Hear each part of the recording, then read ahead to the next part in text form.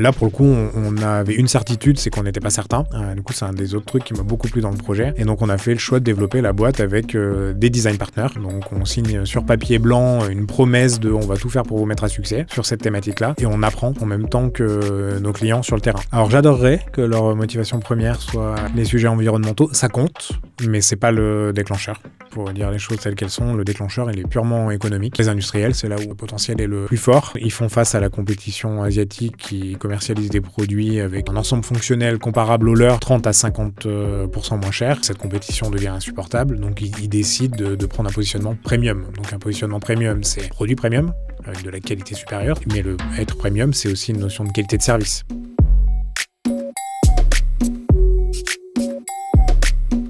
Salut Charles. Salut Antonin. Au moment où on se parle, je crois qu'on vient de boucler le tour avec donc Asterion en lead, Kima en follow et le Startup Studio qui vous accompagne depuis les tout débuts. Exactement. Donc là, on est en train de closer un tour à 1,7 million avec évidemment Asterion ici présent en lead et oui, effectivement, suivi par le Startup Studio OJ qui était là au tour de pré-amorçage et effectivement, on a la chance aussi d'avoir Kima qui y participe. Bon, rentrons dans le vif du sujet. Concrètement, j'ai une machine à laver défectueuse chez moi. J'appelle un technicien Fnac Darty qui vient la remplacer. Cette machine, elle part ensuite dans le camion de ce technicien. Qu'est-ce qu'elle devient aujourd'hui et selon toi, qu'est-ce qu'elle devrait devenir ? Bon, déjà, ça me fait plaisir que tu attaques par le terrain parce que Revalue, c'est une boîte de terrain. On s'est construit sur le terrain. On a fait des centaines de visites et d'interviews pour maîtriser le problème dont on va parler maintenant. Et effectivement, le sujet sur lequel tu pointes le doigt, c'est le sujet du produit en cours d'usage ou en fin de vie. C'est très différent de la gestion d'un produit neuf. Donc là, on est dans un cas où ton lave-linge ne fonctionne plus. Effectivement, le technicien, alors on peut prendre plusieurs exemples. Il t'en a amené un neuf et il repart avec l'ancien, par exemple. Et donc, à la fin de sa tournée, ce technicien ramène, plutôt un livreur d'ailleurs, ramène ce lave-linge à l'entrepôt. Et donc là, Fnac Darty, dans le cadre de sa stratégie Beyond Everyday, ils ont fait le choix de donner une nouvelle chance aux produits qui ont le potentiel. Et donc, c'est là que les choses démarrent avec la détermination du potentiel de ce produit-là. Et là où les choses sont très différentes du neuf, c'est que les produits en cours d'usage ou en fin de vie sont tous uniques. Par définition, contrairement à un lave-linge neuf que tu achètes sur Internet, tu regardes le modèle à référence, que tu le commandes depuis ton canapé ou qu'on le commande depuis le mien, on va recevoir entre guillemets le même. Sauf qu'après, on ne l'a pas utilisé pareil. Il n'a pas les mêmes bosses, on n'a pas eu les mêmes fuites, on n'a pas bourré le tambour de la même façon. Donc chaque usure rend chacun des produits uniques et c'est là que la complexité de la vie après la vente démarre et c'est donc à ce problème-là qu'on s'attaque. On va revenir sur le problème dans quelques minutes, mais avant cela, peut-être parlons de ce que tu as fait avant Revalue. C'est pas ta première boîte, je crois. Ouais, non, je suis cofondateur de Bonitasoft aussi, qui a d'ailleurs récemment changé de nom. Ça remonte un peu, c'était en 2009, ouais. Et donc en 2009, tu montes cette entreprise, c'est un logiciel dans l'open source en pleine crise financière, ça ? Ouais, c'était effectivement, on avait fait une assez grosse levée pour le moment. L'historique remonte même à quelques années avant, parce qu'en fait, j'avais fait mes premières armes en tant qu'ingénieur en développement chez Bull, une boîte qui d'ailleurs renaît de ses cendres à l'heure à laquelle... En ce moment, voilà. Grâce à l'IA ? Grâce à l'IA, notamment, avec un métier corps qu'ils avaient sur le high performance computing.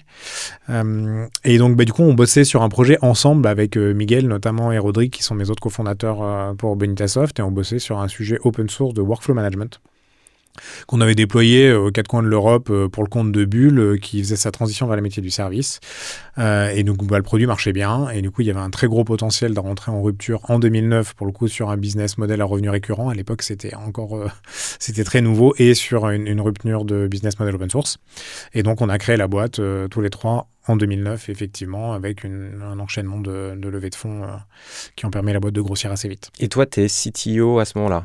Et donc, je démarre CTO, effectivement. Donc, on monte très vite l'équipe à une assez grosse équipe à l'époque. C'est comme ça que ça fonctionnait.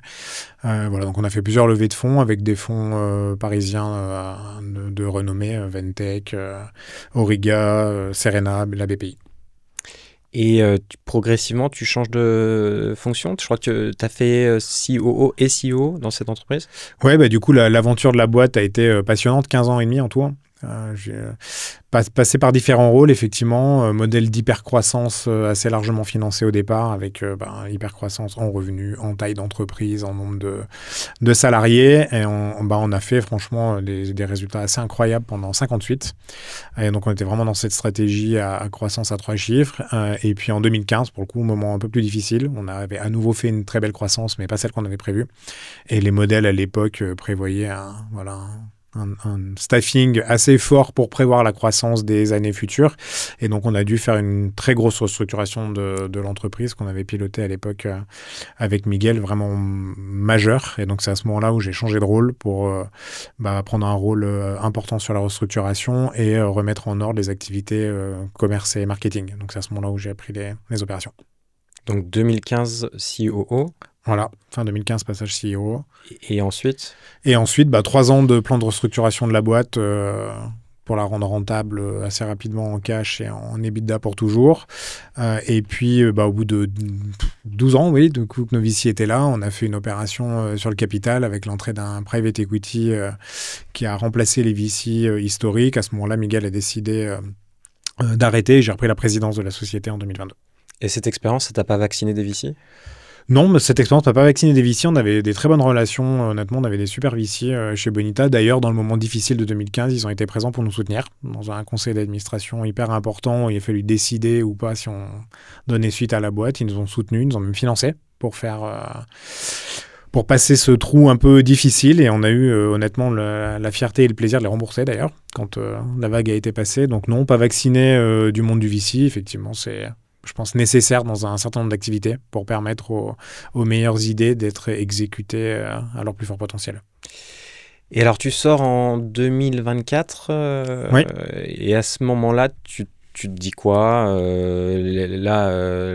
Rivalio, tu l'as remonté quand exactement ? Alors, Rivalio début 2025. Pas très grosse pause en fait, quoi. Parce qu'effectivement, fin 2024, la fin de Bonita Soft, hyper bien conseillé sur le moment, donc avec des gens qui nous accompagnaient, notamment Amélie Faure qui a été à nos côtés avec Miguel depuis le début de l'aventure. C'est une amie aujourd'hui qui m'a très bien conseillé à ce moment-là, donc j'ai fait un truc assez incroyable que je recommande à tous les entrepreneurs qui font une pause. J'ai parlé à 60 personnes que je connaissais pas en 60 jours. Ah oui. Donc, et ça, c'est Amélie qui t'a conseillé de faire ça ? Et c'est Amélie qui m'a conseillé de faire ça. Et donc, hyper intéressant. Alors, pas mal de VC dans le lot parce que vous avez cet avantage quand même de voir tellement de dossiers, tellement de gens tous les jours que pour se remettre un peu au goût du jour, parce que CEO ou CEO de Bonitasoft pendant 15 ans, tu vois plein de monde tout le temps, mais tu es quand même un peu dans ton business, sur ton marché. Mais t'as quand même débranché un petit peu ou t'as fait les 60 jours le lendemain de... Non, j'ai fait 90 jours de retapage de maison, donc j'ai poncé mon parquet, voilà, des trucs que tu fais que t'as pas le temps de faire d'habitude. Donc dans des trucs un peu perso pendant 2-3 mois. Et après, j'ai fait un bilan 360 avec tous mes anciens collaborateurs et VC pour savoir un peu où étaient mes forces, faiblesses. D'ailleurs, les VC ont participé à ce truc-là aussi. J'ai appelé Xavier et Claire pour leur demander leur avis sur la question. Et là, t'apprends quoi alors ? J'ai appris, j'ai plutôt confirmé des choses que je savais déjà parce que j'ai un style de com un peu direct, donc les gens se communiquent avec moi aussi de manière assez directe. Mais c'est intéressant dans ce moment-là pour savoir aussi ce que tu as envie de faire pour la suite, avec quelle valeur tu te lances et avec quel ancrage tu te lances. Et donc ça m'a permis de remettre vraiment sur papier, concrètement j'ai même écrit les choses, sur papier les choses qui comptaient beaucoup pour moi. Et donc c'est à ce moment-là aussi où j'ai décidé que j'avais envie de me relancer. Et pour le coup, sur quoi me relancer, c'était déjà assez clair pour moi depuis 6 ans. Ça remonte à une histoire d'un été corse en 2019, on en parlera si tu veux. Bah oui, vas-y. Allons-y. Du coup, après les 3 ans de restructuration de Bonita, on a fait 2019, honnêtement, la boîte était profitable en cash, en EBITDA. On avait remis la boîte sur les rails, ça marchait bien. Et du coup, on a fait des trucs... qu'on fait pas trop quand on n'a pas trop le temps. Et donc, du coup, on avait fait tout un tas d'avantages sociaux. On avait repensé les déplacements, toutes ces choses-là. Moi, j'étais déjà un petit peu, picousé par les sujets climatiques. Ça commençait à me titiller. Et je suis parti en vacances l'été avec ma famille en Corse. Et j'avais acheté un bouquin qui fonctionne pour toutes les audiences de tout âge, notamment pour ma fille qui était plus petite, qui avait 7 ans. Et on a lu ce bouquin-là ensemble, en famille, et on a pris des décisions. Je peux te redécrire la scène. Le bouquin, c'est quoi ? Le bouquin, c'est Zéro déchet. Donc, c'est des choses qui se font à l'échelle individuelle. C'est une première manière de démarrer. Donc, ça m'a permis d'expliquer à ma fille. De Flore Berlingen, non? J'ai plus le nom de l'auteur en tête, mais j'ai encore le bouquin. Je la connais bien. Ouais. Et du coup, on a décidé en famille ce qu'on allait faire. Donc, on a changé plein de trucs. J'ai vendu ma bagnole, j'ai acheté un vélo. On a divisé notre consommation de viande qui était purement historique, traditionnel, tu vois. On mangeait de la viande tous les jours. On sait même pas dire pourquoi. C'est parce que c'était comme ça. Bon, bref, on a changé tout un tas de petits trucs. Et ce jour-là, ça a posé une graine dans ma tête. Je me suis dit, si un jour je me réinvestis à nouveau dans un gros projet, ça sera forcément lié à l'environnement. Donc la graine remonte à ce moment-là. Et comment tu passes de l'environnement au circulaire alors? Et je serais intéressé de comprendre le lien avec le Startup Studio parce que l'idée vient d'eux, je crois, au départ. Ouais. Du coup, la première graine, c'était que je voulais que ça soit dans l'environnement. Après, j'étais assez ouvert sur quelle forme d'impact environnemental je pouvais avoir. Après, j'avais un autre truc un peu nombriliste, mais ça faisait 20 ans que je faisais du automation software B2B pour la productivité d'entreprise. Autant dire, ma mère a toujours pas compris ce que j'ai fait des 20 premières années de ma vie professionnelle. Et donc, je m'étais dit, je ferai un truc que mes enfants, ma femme, ma mère peuvent comprendre et écrire sur les papiers d'entrée des classes. Donc, j'avais aussi envie de faire quelque chose de beaucoup plus concret. Et du coup, dans cette période dans laquelle j'avais du temps et dans cette logique de rencontrer du monde que j'avais pas vu depuis longtemps, j'ai pris mon petit bâton de pèlerin et je suis allé faire des salons, mais en visiteur cette fois-ci. Et il se trouve qu'il y a un salon à Grenoble, là où j'habite, qui s'appelle Tech & Fest, qui est assez connu, sur lequel j'étais animateur l'année d'avant d'une table ronde comment déployer une boîte à l'international. Et j'y suis allé en visiteur et évidemment j'ai passé ma journée dans le corner dédié à la tech pour l'environnement et j'ai fait la rencontre de Hugo qui tenait le booth OG Ventures qui est donc le startup studio avec lequel j'ai fini par démarrer Revalue. Et donc on a échangé avec Hugo, je lui ai demandé de me faire une intro avec les partenaires, je suis monté à Lyon faire la rencontre des partenaires, on a eu un crush humain mutuel en tout cas, pour moi, c'est sûr, où je me suis dit, vraiment, les gars sont top, ils ont des idées géniales. Ils m'ont partagé les projets qu'ils avaient en cours d'études sur lesquels ils cherchaient des entrepreneurs pour les prendre en main. Et dans ces projets-là, il y avait Revalue. Et Revalue m'a tapé le cœur direct pour une raison assez forte. Au-delà du fait que c'était dans ma thèse, tout le monde sait ce que c'est qu'un produit en cours d'usage, ou que ce soit un produit industriel ou un lave-linge, on est dans le monde de l'industrie, dans les produits, donc ça me plaisait beaucoup. Évidemment, c'était dans l'environnement, mais il y avait aussi un autre aspect très fort qui compte beaucoup pour moi. Étant entrepreneur, j'ai évidemment envie de faire des projets qui font du bien à l'environnement, mais j'ai aussi envie de faire des trucs qui marchent tout court, indépendamment du sujet. Et du coup, c'est un projet avec un alignement parfait. Plus Revalue sera à succès et mieux la planète se portera. Alors on va en parler, mais est-ce que tu peux juste revenir sur les premiers mois avec eux quand vous parlez de Revalue, le projet ressemble à quoi? C'est des slides, c'est un premier POC Alors le projet, c'était déjà une phase d'explo démarrée, donc avec déjà pas mal de rendez-vous effectués pour bien cerner le problème. Donc la problématique était relativement claire déjà. Évidemment, on était encore au stade de recherche de solutions. Donc moi, j'ai fini l'explo avec eux. Il y avait déjà effectivement un peu de documentation et pas mal de notes de call. Donc ça, c'est les visites et appels.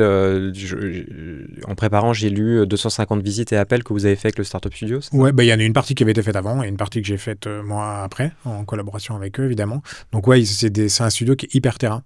Il se déplace, donc l'ADN aussi très terrain de Revalue vient de OJ. Et donc là, vous allez voir qui et comment est-ce que vous appréhendez la problématique? C'est quoi la problématique exacte?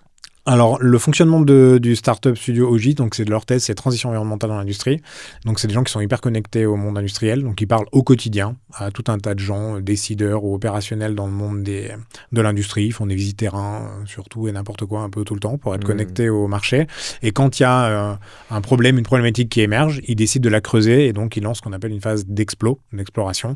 Et donc, dans cette phase d'explo, il y a un entrepreneur qui prend le lead et qui organise des recherches terrain plus poussées pour faire émerger une solution. Et le jour où on a le sentiment que le problème est bien compris et que on a une idée de solution pour le résoudre et que le marché est là, évidemment, pour tout ce qui constitue, en gros, ce que tu présentes à un comité d'investissement, du coup, je suis allé à un comité d'investissement et un comité d'impact indépendant, pour le coup, chez OJ, et qui a validé le projet et qui a donc confirmé la levée de Précide.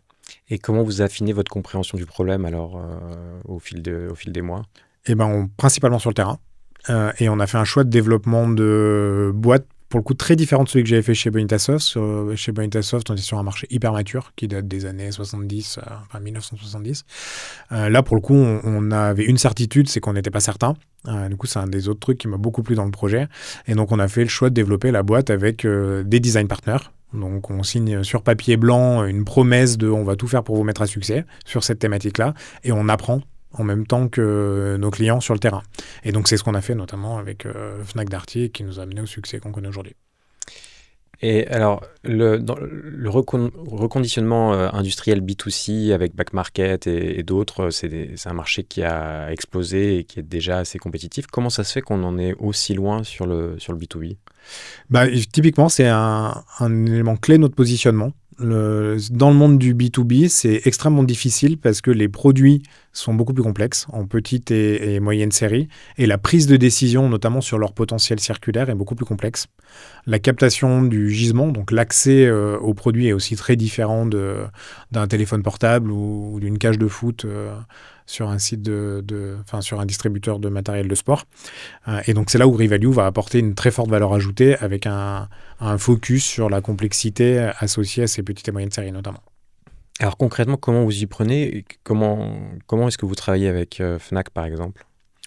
Ou d'autres ? Ouais, alors en fait, on travaille un peu de la même manière avec tous. Donc déjà, on va bien comprendre le problème sur le terrain. Bon, après, il y a aussi des choses qui évoluent beaucoup. On a encore une jeune boîte. Ce qu'on faisait il y a un an est assez différent de ce qu'on fait aujourd'hui. On a amélioré tout un tas de pratiques. Donc, il y a une première phase de compréhension du problème qu'aujourd'hui, on fait de façon multimodale. Il y a plein de personnes impliquées, notamment ça fait partie des enjeux de raccourcir au plus possible le temps de compréhension du problème. Et aujourd'hui, la plus grosse valeur ajoutée qu'on apporte avec Revalue, c'est la capacité à décider. Donc dans un flux produit en cours d'usage ou en fin d'usage, il y a un ensemble de décisions à prendre sur des moments clés. Est-ce que c'est un produit qui m'intéresse, je le fais revenir ou pas? Notamment quand on parle du sujet des produits industriels, c'est des produits qui sont très lourds avec une logistique complexe. Donc organiser un retour produit, ça coûte déjà des centaines d'euros. Donc on a plutôt intérêt à le faire sur les produits qui valent la peine et à ne surtout pas le faire sur des produits qui ne valent pas la peine. Sinon, on rogne la marge de manière substantielle avec des produits qui n'en valent pas la peine. Chaque mauvaise décision peut être extrêmement coûteuse. Exactement. Et du coup, ça pousse à l'inaction. Et voilà. Et donc ça, c'est le frein principal. Quand tu demandes notamment aux industriels pourquoi ils n'y vont pas, bon, ils ne savent pas trop comment y aller. Donc, il y a une approche un peu conseil qui fera partie des assets de Revalue. Et après, il y en a un autre qui est, même s'ils ont une idée de comment y aller, ils disent la marche, elle est haute, quoi. Il y a plein de choses qu'on fait aujourd'hui à la main, qui est ancrée dans la tête des experts, qui est faite par Robert, qui a 25 ans d'expérience et qui, lui, sait te dire en 20 minutes si un produit vaut la peine. Mais le jour où Robert n'est pas là, ou sur un autre site, Robert n'est pas là, on ne fait pas. Voilà, donc on va objectiver et digitaliser ces prises de décision au moment clé et intervenir le plus tôt possible dans le cycle sur le flux du produit pour éviter de payer des frais ou d'engager sur des produits qui ne valent pas la peine et aussi pour capter tout le gisement possible, donc les produits potentiellement à valeur ajoutée. Qu'est-ce qui les pousse à agir, vos clients ? Qu'est-ce qui fait qu'ils n'ont peut-être pas agi jusque-là ? Enfin, tu l'as évoqué, c'est complexe. Mais aujourd'hui, ce qui les pousse à agir, c'est les engagements environnementaux, c'est qu'il y a des flux de création de valeur à aller chercher. Alors, j'adorerais que leur motivation première soit les sujets environnementaux. Ça compte, mais ce n'est pas le déclencheur. Pour dire les choses telles qu'elles sont, le déclencheur, il est purement économique. On a constaté des réalités assez différentes sur le terrain. On peut prendre quelques exemples des acteurs de la chaîne de valeur. Les loueurs, ça paraît assez évident. Il faut un investissement capitalistique dans des équipements. Plus ils les louent longtemps, meilleure sera leur rentabilité. Donc, ils ont un intérêt évident à prolonger la durée de vie du produit. Donc, c'est vraiment une approche centrée sur la rentabilité économique. Les distributeurs, ils jouent un rôle clé. Ils sont au milieu de la distribution des produits. Donc, ils sont en lien avec tous les fabricants et avec les clients. Donc, ils ont accès aux clients, mais ils ne connaissent pas tellement les produits qu'ils distribuent puisqu'ils ne sont pas fabriqués eux-mêmes. Donc, eux, ils ont un intérêt économique extrêmement fort parce qu'ils touchent tous ces produits. Ça leur coûte de l'argent de les manipuler, mais aujourd'hui, ils ne le valorisent pas ou pas suffisamment. Et alors, les industriels, c'est là où le potentiel est le plus fort.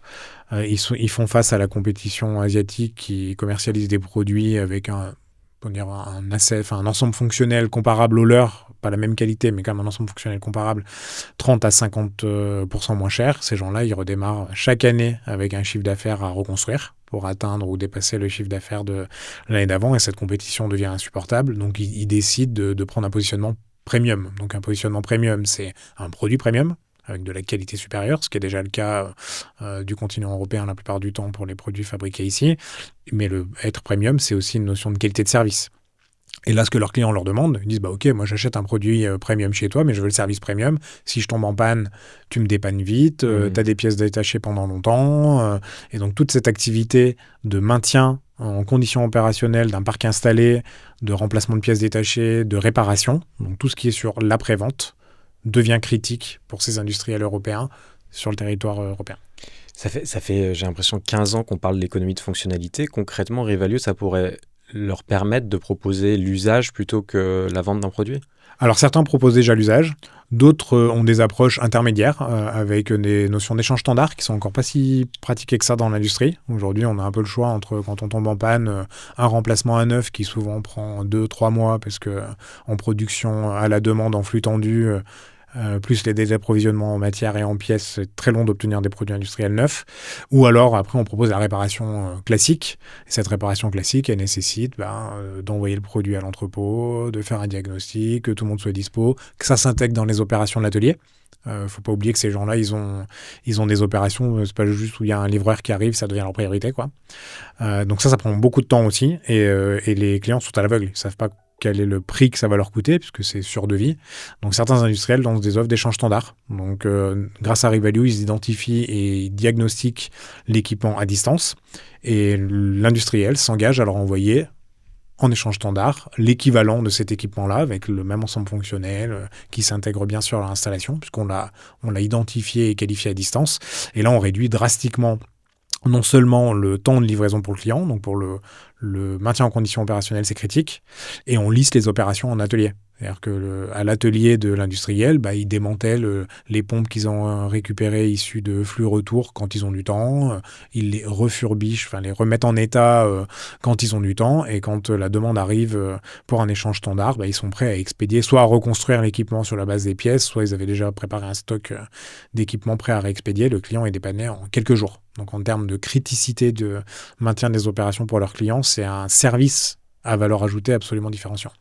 J'aimerais qu'on revienne sur ce que vous proposez aujourd'hui et ce que vous pourrez proposer demain. Tu as évoqué la complexité de la prise de décision. Concrètement, votre technologie, elle permet de faire quoi ? Comment est-ce qu'elle permet de simplifier cette complexité ? En fait, c'est notre cœur. Et qu'est-ce qui se passe sous le capot ? Alors ça, c'est le cœur de l'intelligence de Revalue, avec la multiplication des clients qu'on a la chance d'opérer. Notre logiciel devient de plus en plus intelligent sur la base de la manière dont comment nos clients prennent leurs décisions, la capacité à leur déléguer ces décisions, faire des diagnostics comme il faut, identifier des produits de la manière la plus fiable possible. Ça nous permet d'objectiver ces décisions et même de les externaliser. Donc on peut aujourd'hui, chez certains de nos clients, déporter dans une application mobile la décision de est-ce que c'est un produit qui nous intéresse ou pas. Là où avant, il fallait déplacer un technicien ou faire revenir un équipement. Donc on leur a permis de modéliser et d'entretenir ces décisions à distance. Et notamment sur les produits industriels, ces décisions-là sont extrêmement complexes. On est sur des produits très complexes, donc il y a tout un tas de paramètres techniques qui doivent s'enchaîner dans le bon ordre. Et donc on a développé plusieurs choses pour avoir ce savoir-faire supérieur. On capte l'intelligence de ces experts, parce que cette expertise, elle existe. Donc, contrairement au monde B2C où la complexité est inférieure, dans le monde B2B, elle existe, mais elle est ancrée dans le cerveau de quelques personnes. Donc, nous, on la sort du cerveau de ces personnes-là. C'est quelles personnes ? C'est quelles personnes ? La plupart du temps, c'est des opérateurs d'ateliers qui ont cette expertise-là.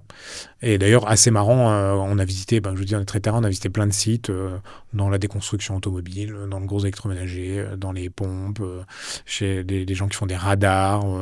Et on demande, et quand Robert il n'est pas là, vous faites quoi ? On met dans un coin, on attend que Robert revienne. Donc c'est absolument pas externalisable et encore moins déportable à distance aujourd'hui comme expertise. Donc nous on capte cette expertise par différents moyens, notamment grâce à l'IA, avec des agents conversationnels ou de manière multimodale. Et l'IA nous permet. Mais concrètement, vous faites des entretiens et il vous raconte ce qu'il fait, vous l'observez. C'est comment est captée cette intelligence ? On fait ces deux choses-là. On leur donne aussi les moyens à eux de s'exprimer directement en lien avec Revalue, avec notre outil. Donc on a un agent conversationnel avec eux, avec qui ils peuvent écrire, discuter. Nous, on y va, on fait des enregistrements audio, vidéo, on capte plein de sources de données qui nous permettent de bien comprendre la manière dont les choses fonctionnent et la manière dont les produits sont qualifiés. Et avec l'intelligence qu'on a construite sur nos clients historiques et les 2 grands cas d'usage qu'on traite aujourd'hui chez Revalue, qui sont la maintenance d'une part et le sourcing d'autre part, on est capable automatiquement de produire des arbres de décision qui correspondent à leurs opérations. Et on leur donne la main pour qu'ils puissent les entretenir, les faire évoluer. Parce qu'il y a 2 sujets. Il y en a un qui est être capable de le mettre en place. Et après, il y en a un autre qui est faire de l'amélioration continue sur ces décisions. Parce que reproduire les décisions du terrain, c'est une première étape. Les rendre encore plus performantes, c'est une seconde étape. Et ça, ce serait compliqué pour eux de le faire. Aucun de ces acteurs-là n'a été tenté de développer un produit en interne. Alors, à date, non. Parce qu'en fait, dans le monde industriel, déjà, souvent les sujets numériques sont un peu plus éloignés pour eux. Et concrètement, c'est des gens qui ont une logique de flux opérationnel. Donc, c'est des gens qui baignent dans les opérations, c'est leur métier. Et là, on transforme cette logique opérationnelle et leur connaissance du terrain en une logique décisionnelle qui nécessite quand même un petit peu de manipulation. Alors, je dirais de cerveau, mais c'est ça la beauté de l'ère de l'IA, pour le coup, c'est qu'on peut confier ce temps de cerveau à une IA. Toujours est-il qu'il faut maîtriser dans sa profondeur et sa verticalité les sujets de complexité autour de tout ce qui touche à la circularité. Et donc, c'est ça, notamment, un des gros assets de Revalue, c'est qu'on empile les cas d'usage et les exemples clients, et ce qui fait que pour le prochain client, on est toujours plus fort, et pour nos clients existants, on peut toujours leur proposer une amélioration. Et Robert, sur le terrain, il n'a pas l'impression d'aider à construire une IA qui va le remplacer ? Non, parce que c'est la partie de son boulot qu'il n'aime pas. Robert, lui, ce qu'il veut, c'est remettre les équipements en état. Et donc, cette phase de décision, c'est beaucoup de responsabilités qui portent sur ses épaules. S'il se trompe, il a un lien direct sur la rentabilité, sur les marges des opérations. Et lui, ce qu'il aime, c'est prendre un équipement qui ne marchait pas et le faire marcher à nouveau. Être en dépendance directe avec, c'est l'expression qu'ils emploient, au cul du camion, avec le livreur qui arrive. Et puis à ce moment-là, il faut être dispo au milieu du passage pour regarder des produits, mettre la tête dans le lave-linge ou enfoncer son bras dans la pompe pour savoir si elle fonctionne. Ça, c'est pas la partie qui l'amuse. Lui, ce qu'il dit, c'est une fois que vous avez bien trié, maintenant, moi, je veux faire un acte de revalorisation, ce qui d'ailleurs s'entend assez bien. On est assez content quand on est nous-mêmes valorisés, on est content de revaloriser les équipements. Donc, ils préfèrent clairement faire la partie après la décision en atelier. On peut revenir sur la traction client. Tu as évoqué Fnac Darty. Il y a d'autres clients et où est-ce que vous en êtes concrètement ? Est-ce que vous êtes encore à l'état de prototype ou est-ce que vous êtes en phase de déploiement ? Non, le produit est utilisé en production. D'ailleurs, on a fait des communications en ligne, notamment avec Fnac Darty, qui est l'ensemble des entrepôts français à l'échelle nationale qui font de la seconde vie chez Fnac Darty sur la famille de gros électroménagers et utilisent Revalue. On parle de combien d'entrepôts ? On parle d'une 30aine d'entrepôts. Donc ces 30 entrepôts sont aujourd'hui équipés de Revalue. Concrètement, ça veut dire quoi ? Ça veut dire que les techniciens sur le terrain utilisent l'application ? Oui. Au quotidien. Voilà, ces opérateurs-là on Revalue sur leur téléphone et donc identifient, qualifient, orientent les produits qu'ils reçoivent chaque jour, donc en dizaines de milliers par an, plusieurs dizaines de milliers par an. Ils les qualifient grâce à Revalue pour les envoyer ou pas vers le reconditionnement ou le démantèlement pour l'activité de seconde vie. Et il y a d'autres acteurs en France qui utilisent votre application ? Oui, du coup, on a d'autres acteurs dans des domaines assez différents. On travaille pas mal dans la déconstruction automobile. On travaille aussi dans les équipements de type pompe, là, que je mentionnais tout à l'heure, donc des pompes en milieu critique, donc des équipements hyper importants pour le maintien en conditions opérationnelles. Et voilà, sur une variété de cas d'usage, de sourcing, de maintenance. Et après, on a d'autres discussions en cours sur des sujets très variés autour du mobilier, du matériel médical, du matériel IT. Voilà. Donc, la beauté de Revalue, c'est que pour le coup, on s'est voulu en termes de techno agnostique du produit et de l'acteur de la chaîne de valeur. Pour autant, évidemment, en termes de manière dont on va adresser le marché, on a des priorités, mais le produit fonctionne aussi bien sur tout type de produit. Et en France, on est plutôt avancé sur ces dynamiques de circularité par rapport à d'autres pays européens, par exemple. Vous avez des concurrents dans d'autres pays européens ? Oui, alors en France, on est plutôt avancé. L'Allemagne est assez dynamique aussi. Si on parle de l'Europe, évidemment, le continent le plus avancé sur le sujet, c'est l'Asie, contrairement à ce qu'on pourrait imaginer. Mais comme ils produisent énormément là-bas, ils sont assez vite intéressés aussi. Et nous, pour l'instant, on continue de leur envoyer nos produits, donc ils sont contents. Mais là, on va garder le gisement chez nous maintenant, grâce à des apps comme Revalue. Ça, tu vois le changement comment dire, la problématique principalement environnementale à la compréhension que c'est aussi un levier de souveraineté. C'est devenu un sujet complètement stratégique. Tu le vois chez quel type d'interlocuteur, ça, qui a eu ce changement de perception? Notamment tous les industriels qui fabriquent des équipements utilisés en milieu critique. Ils sont directement confrontés à la question du maintien en condition opérationnelle pour leurs clients. C'est une des valeurs ajoutées que leurs clients attendent d'eux. Et quand ils ont du mal à s'approvisionner, que ce soit en C'est quel type d'acteur, ça? Des acteurs industriels. Le client qu'on a dans les pompes, par exemple, c'est typiquement un de ces sujets. Mais il y a eu un changement récent là-dessus? Ça, il va crescendo, en fait. Ça fait longtemps que ça germe dans la tête des gens. Et je pense que la souveraineté, ça pèse dans les décisions depuis un moment. Mais c'est quand même clairement l'opportunité économique qui rend les choses actionnables. Et là, concrètement, les choses deviennent rentables quand on les automatise comme Revalue propose de le faire. Et quand c'est rentable, il n'y a plus de sujet. En préparant, j'ai lu qu'il y avait 62 millions de tonnes de déchets électroniques chaque année. Ces déchets, ils deviennent quoi aujourd'hui? Et si vous réussissez bien votre job d'ici 10 ans, comment est-ce que ça aura changé? Est-ce qu'on peut atteindre 100% de circularité? Alors 100%, je pense que comme dans tout, ça sera difficile. À noter quand même que les déchets électroniques sont les mieux traités au monde. Donc, toute stat qu'on pourra regarder sur le sujet, il faut se dire que c'est un peu les best in class, quoi. Donc, c'est là où il y a le plus de valeur à aller chercher? C'est aussi parce que c'est là où il y a eu énormément de volume avec le monde, avec le commerce de grande distribution. Et qu'on a tous plein de numérique chez nous, donc l'État s'en préoccupe en priorité, notamment avec des dispositifs réglementaires. Ça va s'améliorer assez fortement, mais pour l'instant, il y a encore beaucoup d'activités de tri. Aujourd'hui, on revalorise de deux manières différentes. Nous, on est focalisé chez Revalue sur ce qu'on appelle la partie haute de la circularité, donc tout ce qui va essayer de maintenir le produit pour son usage originel. Un lave-linge d'une voiture, une pompe reste un lave-linge d'une voiture, une pompe. Le deuxième étage de la fusée auquel nous on s'intéresse, c'est l'étage du composant. Donc si on n'arrive pas à garder la voiture, on va essayer de garder son pot d'échappement, son pot catalytique, son moteur, son embrayage.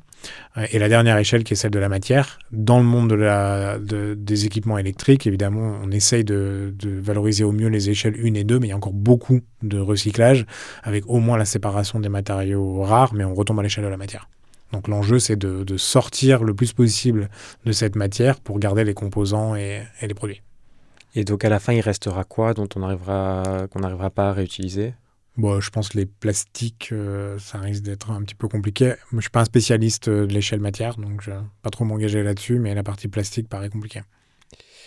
La réglementation aujourd'hui, elle est plutôt soutenante sur ces sujets. Est-ce qu'elle pourrait évoluer dans un bon sens ou au contraire dans un mauvais sens?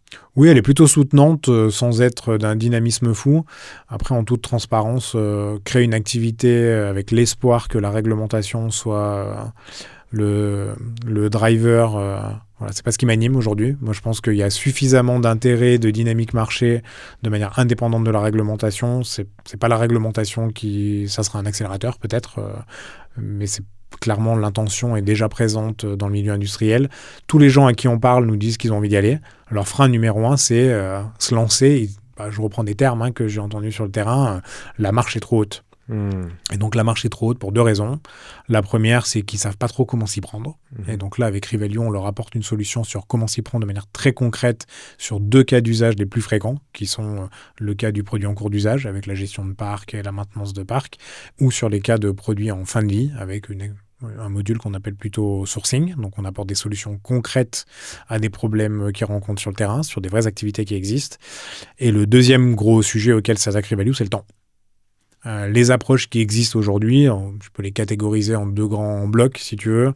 Il y a l'approche SaaS très traditionnelle, où concrètement, on crée des produits ultra paramétrables, où on décharge la responsabilité du côté du client, en disant je t'ai fait un soft dans lequel tu peux tout configurer, il n'y a plus qu'à. Bon, il faut 12 mois de paramétrage et des gens qui sont spécialisés en logiciel pour faire ça. Moi, les gens que je vois sur le terrain, c'est des opérateurs en code bleu qui savent pas nécessairement faire ça et qui ont encore moins envie de le faire. Donc moi, je crois assez peu à cette approche qui déporte la complexité chez le client. Et après, il y a une autre approche qu'on a observée qui fonctionne, mais qui est lente et chère, qui est l'approche full service. Donc, tu as des spécialistes du domaine qui vont sur le terrain pendant 12-18 mois et qui sortent des fiches de recommandation, au mieux une feuille Excel avec un outil de reporting branché dessus. Ça fonctionne. Par contre, voilà, le lendemain du départ du spécialiste, plus personne ne peut toucher à rien, donc c'est très peu évolutif et c'est très long et très cher. La promesse chez Revalue, c'est d'atteindre les 2 semaines à terme, entre le moment où on décide de lancer un projet et le moment où on a une première version en production. Qu'est-ce qui te fait peur aujourd'hui dans le développement de cette entreprise? Je sais pas, je suis hyper motivé. Je suis pas drivé par la peur. J'ai pas peur. Après, il y a des challenges. Mais non, je suis pas drivé par la peur. Non, je pense qu'on tient une approche hyper innovante. On a pas mal de différenciateurs. Beaucoup de monde s'est lancé sur le marché du B2C. Nous, on attaque le marché du B2B. Beaucoup de monde fait du SaaS traditionnel. On a pris une approche très différenciante sur la question. On va s'engager sur des résultats de décision, de rendu de décision, des résultats de temps d'onboarding client.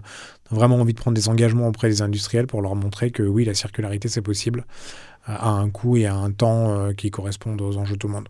Qu'est-ce qui se passe aujourd'hui quand un équipement industriel tombe en panne et ça a quelles conséquences pour les producteurs de ces équipements? Quand un équipement tombe en panne, c'est à ce moment-là que la relation client-fournisseur doit jouer un rôle extrêmement important. Statistiquement, c'est démontré, c'est le moment où un client est insatisfait du service que son fournisseur lui rend, en tout cas dans ce monde B2B, que les chances sont les plus grandes pour le fournisseur de perdre son client. C'est quand on est insatisfait de cette relation-là, on se dit comme je suis pas content, quitte à acheter un équipement neuf, je vais mettre la concurrence en jeu et je verrai bien chez qui je prends cet équipement. Donc pour nos clients industriels qui fournissent ces équipements, c'est un moment clé.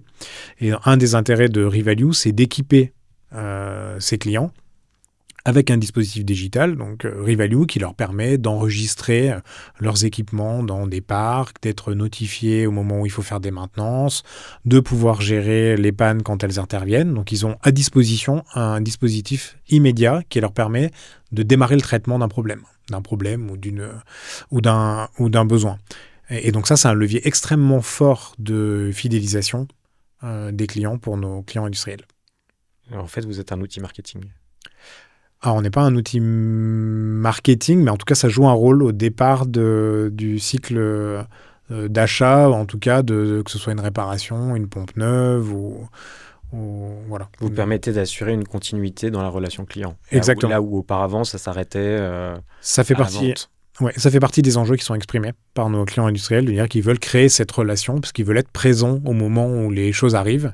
Et aujourd'hui, c'est vrai que ça passe beaucoup par la bonne volonté du client de décrocher son téléphone, d'appeler le standard de son fournisseur, de dire au fait, il m'arrive tel truc. Quand le standard répond. Quand le standard répond, quand la personne à l'atelier est là pour prendre l'appel, pour commencer à avoir une idée de ce que ça pourrait être le problème. Là, directement, avec un outil digital, ils peuvent soit traiter en toute autonomie leurs problèmes, leurs demandes, soit en tout cas établir cette relation qui permet à l'industriel d'interagir. En préparant, tu me disais que tes clients commencent à se rendre compte qu'ils sont assis sur un actif qu'ils pourraient valoriser. Cet actif, on parle de quoi? On parle des équipements industriels, mais qui est situé chez leurs propres clients, donc ils ne sont pas vraiment assis dessus. Alors oui, nos clients ont un intérêt fort à récupérer ces actifs-là, qui d'ailleurs comptablement comptent pour 0 chez les clients de mes clients. Quand ils ont été amortis comptablement, c'est souvent des actifs qui financièrement sont déclarés sans valeur. Or, d'un point de vue industriel, ils ont une grande valeur. Et donc là, il y a un intérêt aussi pour ces acteurs industriels de récupérer cet actif et de le revaloriser. On soupçonne assez mal le potentiel de valeur qui est caché à l'intérieur de ces actifs, même s'il est en panne ou en fin de vie ou qu'un client n'en veut plus. Enfin, un client d'un de mes clients n'en veut plus, un utilisateur.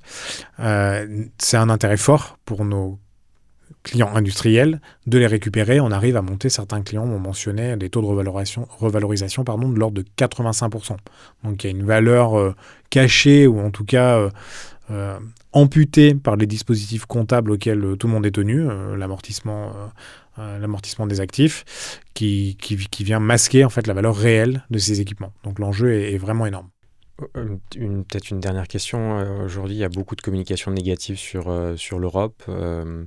toi, tu pousses à redynamiser justement le tissu industriel européen par le biais de la circularité. Est-ce que tu es confiant pour l'Europe, pour l'économie européenne?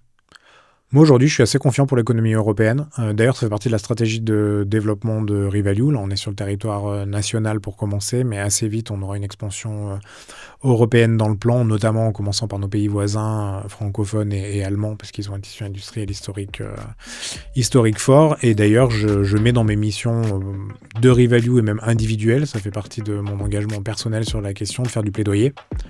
Voilà, donc Revalue est une boîte à impact. On a des vrais engagements de missions auxquels on croit et que je partage avec tous les gens qui rejoignent l'aventure. Donc en tout cas, on portera ce message-là, nous, au niveau français et européen. Merci Charles. Avec plaisir.